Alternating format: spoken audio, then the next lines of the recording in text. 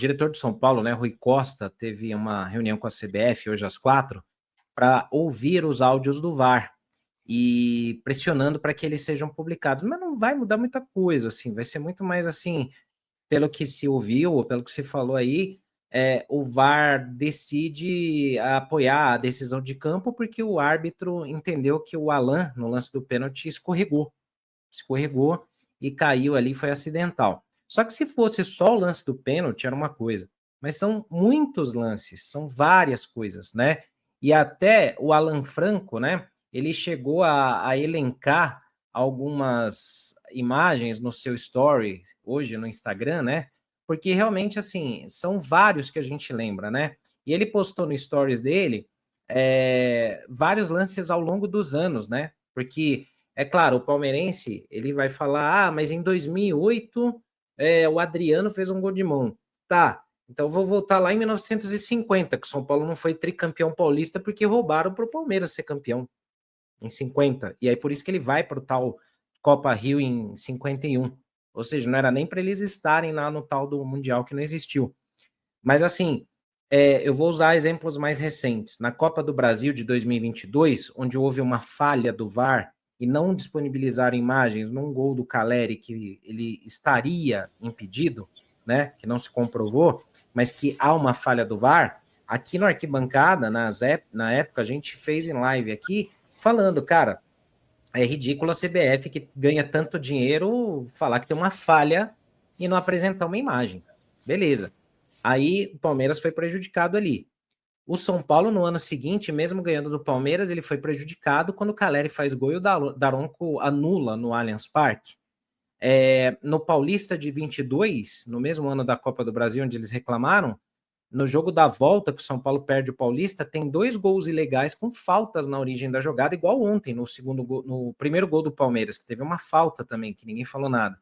Então são vários e vários lances que fica muito cômodo para o torcedor que é mais clubista, que é mais assim, que é irracional mesmo, né? Ele pegar e ele se apegar nesses fatos que convém para ele. Então ele vai falar, mas houve o lance do Bobadilha, houve o lance de não sei quem. Ó, só do que eu consigo me lembrar aqui, que eu até fiz um tweet. Teve o pisão do Gustavo Gomes, não sei se foi no Tapia ou no Enzo, no primeiro tempo. Aí teve uma entrada violenta no Enzo, no lance do segundo gol do São Paulo. Quando o Enzo cruza, tem uma entrada violenta ali, ficou por isso mesmo. Os caras vão até comemorar com o Enzo no chão. Aí tem o pênalti, claríssimo.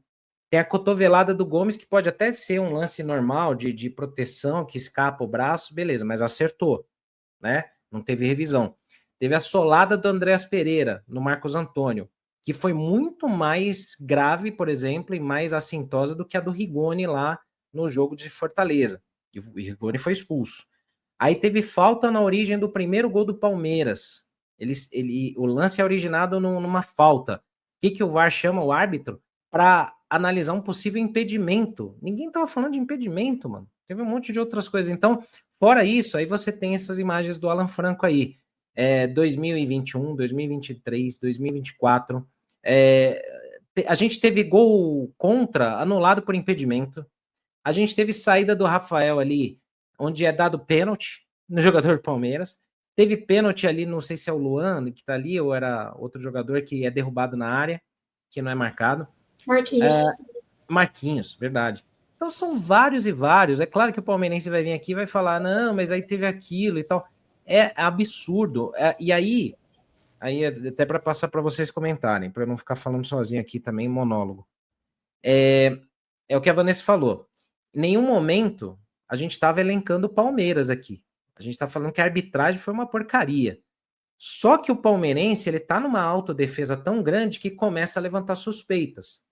E aí depois a gente vai repercutir a nota deles, né? Mas, Van, eu queria só que você comentasse aí também desses lances do Alan Franco que ele postou, né? Porque é absurdo. Uma coisa que me revolta muito é que são erros muito absurdos, né, Ricardo?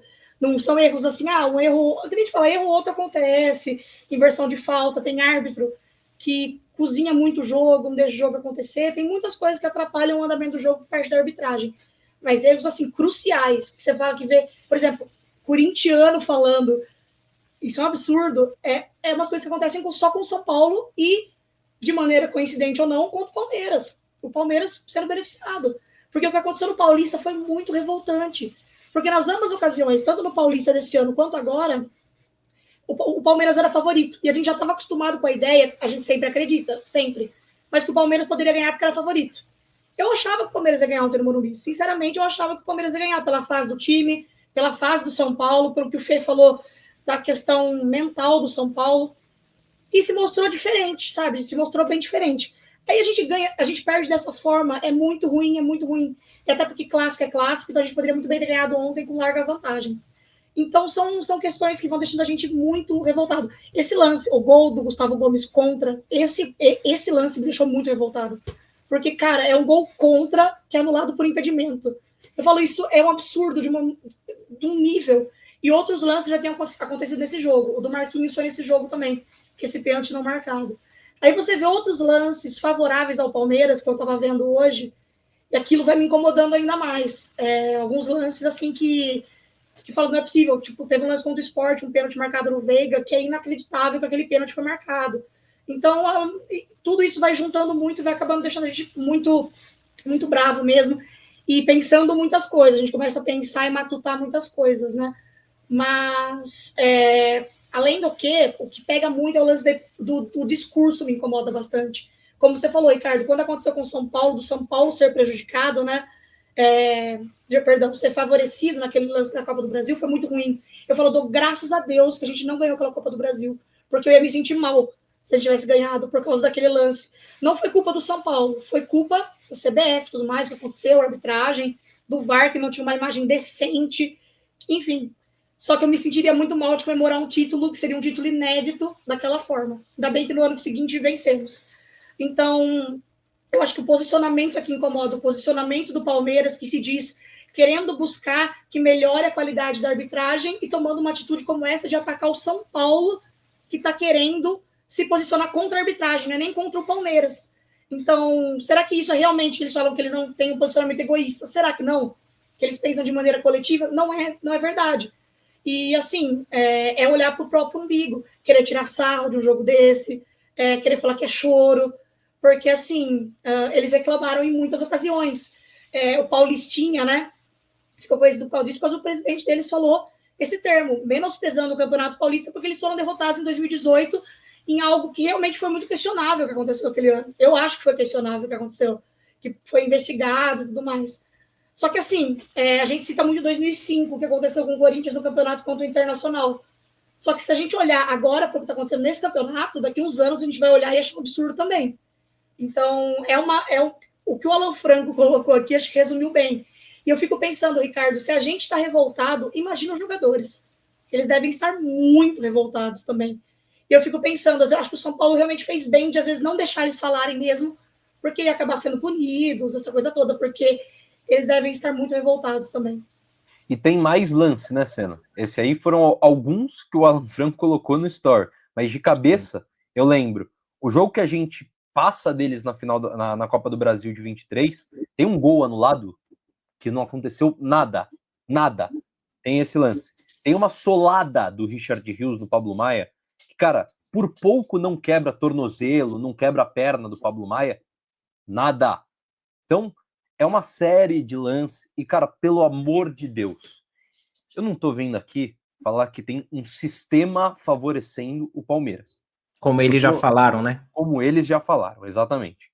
Mas a gente só tá pontuando lances em Choque Rei que aconteceram, esses lances aconteceram, o domingo aconteceu, a gente só tá pontuando isso. Mas não é falar que tem um sistema contra o Palmeiras.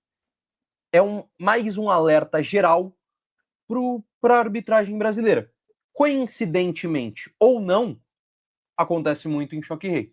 Mas é mais um alerta para questão de arbitragem.